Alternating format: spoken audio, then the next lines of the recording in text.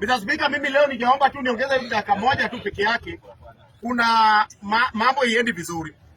Mr. Speaker, venye mnaniona hapa leo tumetoka na engineer kwa CID headquarter. Mambo si mzuri kwangu.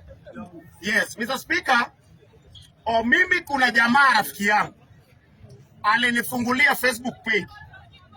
Mr. Speaker, juzi tumelipwa $129. Huyu jamaa ameiba hiyo account, ametoroka.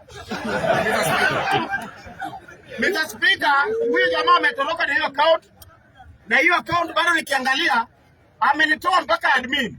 Sasa naona bado anapost video zangu. Anatoa kwa video zao anapost. Bado anataka kuchukua pesa. Sasa nilienda kumreport, anaitwa Bernard, anatoka Homa Bay. Sasa kimbia kwa nyumbani. So nimeambiwa anaenda kuchukuliwa.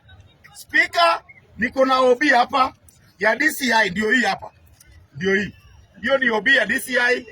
Jamani shamalizana na yeye. Yes. Mwenyewe mnafikiri ni joke, ndio hii. Imeandikwa cybercrime. Yes, cybercrime.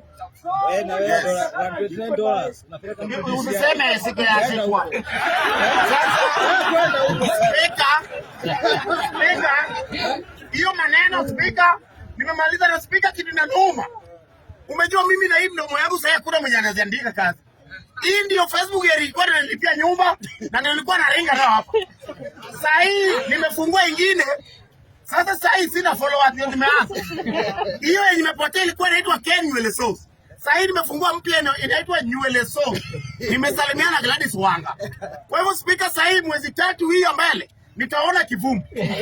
Sasa Speaker, mimi nimejitolea mbele yenu hapa. Umejua wakati umepata shida, kitu yako ni ya kusaidia Speaker. Mimi sasa hii hiyo mwezi 3 before hiyo page yangu grow, nikalala njaa. Sasa mimi nauza pikipiki yangu. Hii ni logbook. Nauza pikipiki yangu ili nisaidie mwezi 3 Speaker. Hii ndio inaweza mimi sasa kuomba. Hiyo ukinipigia nitakwambia. Namba yangu ni 0701 708235. Hiyo ukinipigia tutaongea mambo ya biashara ya pikipiki. Boxer 150. Speaker, shika hii. Niingie kwa